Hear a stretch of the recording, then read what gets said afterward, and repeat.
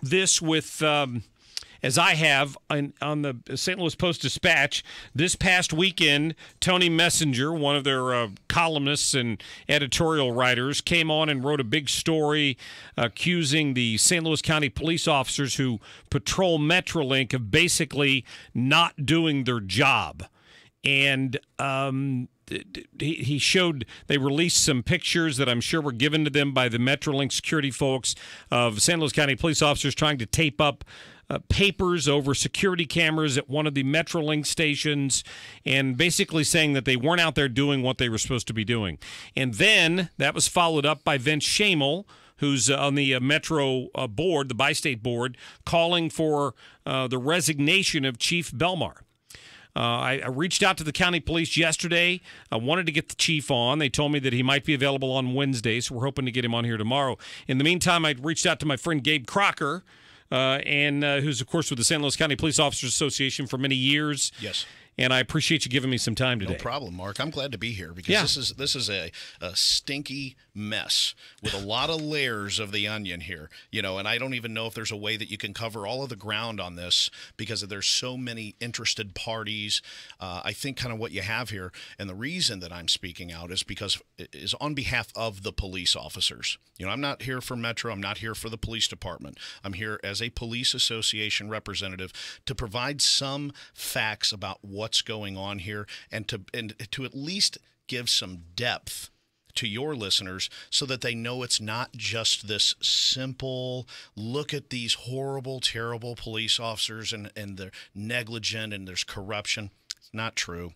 This is a political game that is being played, and it's being played at the expense of police officers. Yeah, and I want to get to that in just a minute. Let me first of all say, Gabe, perception is everything when it comes to Metrolink. You bet. And people have a perception that it's not safe. Mm-hmm. And I said this at the top of the show. All I care about is that somehow we get to a point where I feel comfortable on a Friday evening or a Saturday afternoon driving to the North Hanley station, parking my Suburban, getting into a Metrolink train and riding it downtown to a ball game or an event with my family. And right now, I don't, and I imagine a lot of people feel the way I do. I wouldn't feel comfortable doing that. So safety is the ultimate goal here. Right. Why in the world can't Metro and the county and St. Clair County and the city work this out? Okay, it's very tricky. Okay, because there are vested interests in this. One of the reasons is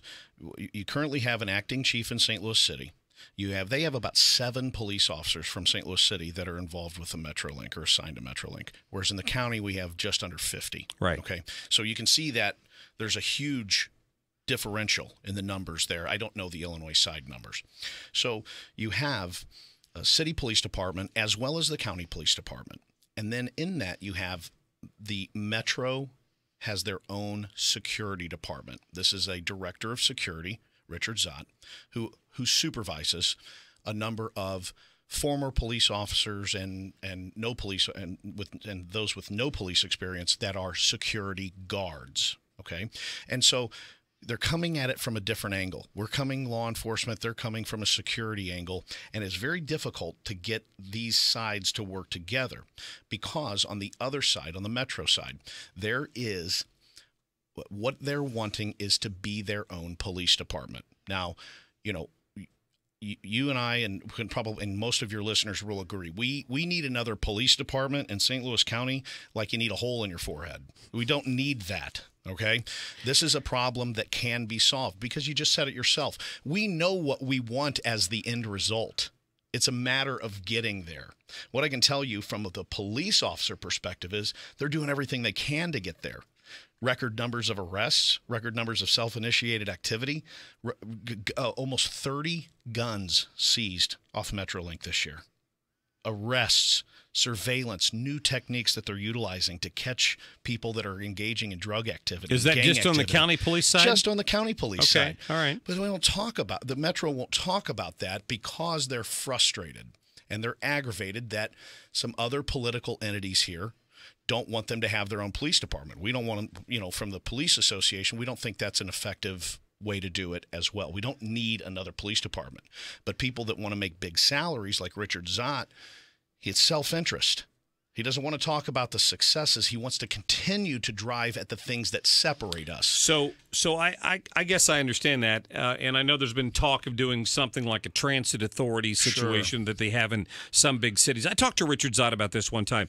What he described to me was, everybody thinks there should be officers on every train. Mm-hmm. He said if there's 25 trains running at any given time, and you have to have 2 officers on each of them, that's 50 officers a shift times 3. Right. To fully staff this thing, you need 150 person police force so that you could have 2 officers on every train all the time, and that leaves the platforms unmanned. Platforms, parking lots, and all of that. That's a huge force. Sure. We're not coming anywhere close to that with what even with what we've got as a hodgepodge right now. Correct. So what you're telling me is that it sounds, and I know you're just speaking third party or whatever, but it sounds like he's on board with the points that I've been trying to make and that the officers have been trying to make. That's a very difficult job to do down there, and they're driving at points that are completely erroneous. One of the things they brought up in these hit piece articles that they did on the Post-Dispatch was that there was a drop in the number of no fare tickets. Okay, those are people that are not paying the $1.50 or whatever it costs to walk on, right? Because why? It's an honor system. You call anybody from a transit authority or from a transit agency, and you tell them that we've got an honor system here, and they're going, "What in the world are you guys doing?" Yeah, try that in New York City, huh? Right? Yeah, exactly. So they're finding Metro's policies on that to be laughable, and then Metro has expectations that police are supposed to cure all of the ills that exist on the MetroLink system. There's so many different layers to this. One of them is the Post-Dispatch. They've never shied away, from trying to generate a controversy about something. There's been a number of instances where do you remember, Mark, back when we started having a lot of school shootings? And so what was getting the headlines was, well, it was near a school. It wasn't at the school, it was near a school, and it was near a church, and they're trying to drum up, if it bleeds, it leads type news. Right. And they've done that several times where it's near the MetroLink. That it's not MetroLink. It has nothing to do with MetroLink. It's not related to MetroLink. Nobody was riding the MetroLink, but they're assigning, the headline is near MetroLink. They're doing that, and again, it's drawing negative attention to the MetroLink system, probably because that's what Richard Zott wants.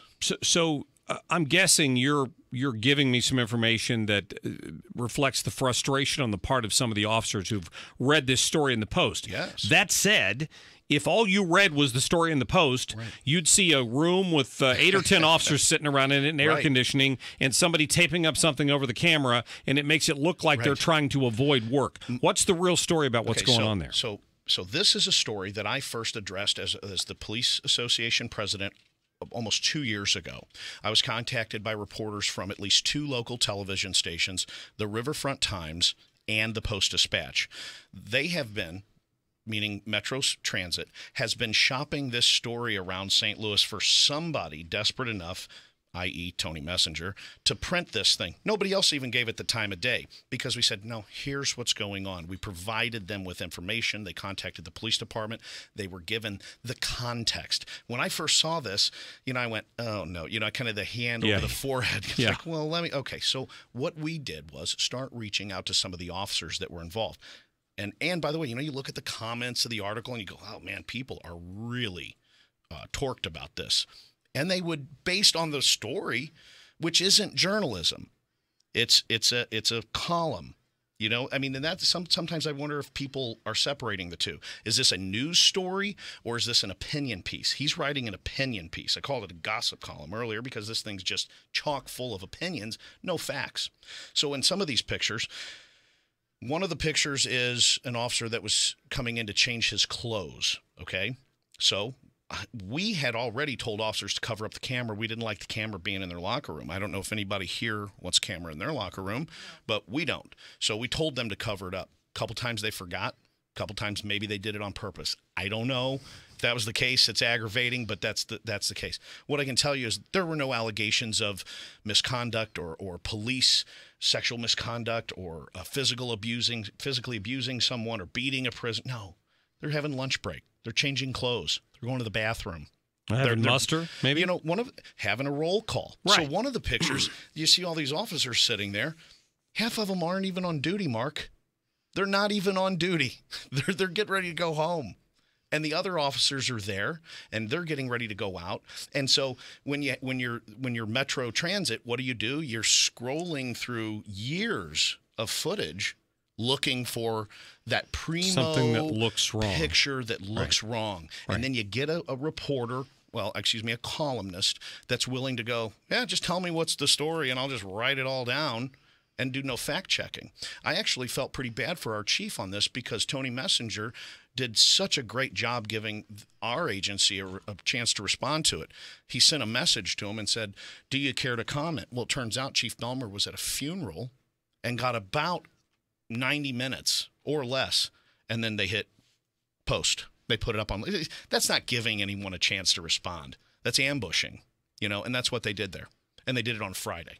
And this is part of the political effort on their part. You're claiming absolutely. To put pressure on the county to come around on these contract negotiations or this deal for security. Sure, you got Vince Shamel, who's backing a new an opponent for Steve Stenger. So no wonder he's coming out trying to discredit the Stenger administration, discredit Chief Belmar. You have other entities that are looking at big pay raises and great fancy new titles. You have other groups that are saying, hey, listen, we want the city to be more involved in Metro. We want our organization. I want to be on the board. I want to be on this. I want to, my cousin, my brother, my uncle. They want a big system of nepotism with this new police department. They're pushing their own agenda, but what they're doing is they're stepping on any type of progress that other people are trying to make. They're holding meetings. They just had a meeting about 2 weeks ago where they had all of this information. They had all these photos, all of this alleged misconduct. Didn't share it with the county? They didn't bring it up. They don't bring it up, but then they give it to the Post. That right there should be a huge indicator, a huge red flag to your listeners that there's something else going on here. I'm about out of time here. We're talking to Gabe Crocker with the County Police Officers Association and a police officer himself. Yesterday there was a pretty big deal down in off I-55, correct? Yes. The carjacking, there were 7 different officers involved in that, is that right? What happened is in the midst, let me do my own segue, if I may. So while they're calling for Chief Belmer to resign, while they're trying to soil the reputation of the county police department for their own purposes, officers in our Afton Southwest and our South County precincts, 3rd and 4th precinct, received information of a possible suicidal subject. This gentleman was making some very alarming phone calls. He was armed with rifles, handguns, shotgun, an arsenal of weapons. He wrecked his car at 270 and 55. Good Samaritans approached to try to help him, and he held them at gunpoint, eventually stealing another vehicle, and officers located him. He was making threatening and homicidal phone calls that he was going to go on a mass killing spree. A long pursuit ensued. At the end of that pursuit, officers engaged in a gun battle with this guy. And several officers did discharge their weapons. He fired at officers. There's bullet holes. This is a raging gun battle on Interstate 55 just south of Festus. This is the type of stuff we need to be looking at and focusing on, the problems that we're having. That was a really, really bad situation yesterday, and no officers were injured. No members of the public were injured. And yet, there was some danger involved. Sure. The suspect is dead, and the officers are okay. Good. I'm glad to hear that. Kelly? Yet in the media this morning, as I'm putting the newscast together, they make him look like a hero. He was an Iraq War veteran, and he was battling cancer and this and that and the other thing. And they really stress that as opposed to the fact he had carjacked 2 different people, held an entire family. And it was it was somewhat disturbing this morning. Because it's always okay to look at those other issues. We understand that there are people that have Gulf War syndrome and post-traumatic stress disorder. I have friends that struggle with that. That is a whole other topic. But when you have someone that loses it or goes off the deep end, and there's a carjacking and there's a pursuit and there's weapons being fired and there's officers being endangered and motorists being endangered, and the headline is, wow, look at all the great things this guy did. That's tough, and that's tough for those officers to see that as well, because they were just in a life and death battle. Bullets were coming at them, and they were firing back. And when you get, and it's hot, it was miserable, and there were spike strips involved. The guy's wearing a bulletproof vest. He was on a mission. It was a really it was a suicide mission. And the officers were able to stop him, and they were all St. Louis County officers that were involved in the shooting. But Jefferson County, the Highway Patrol, Arnold, every municipality pitched in to get this guy stopped. And they stopped essentially a mass killing. No one else was killed. Without hurting anyone. Right.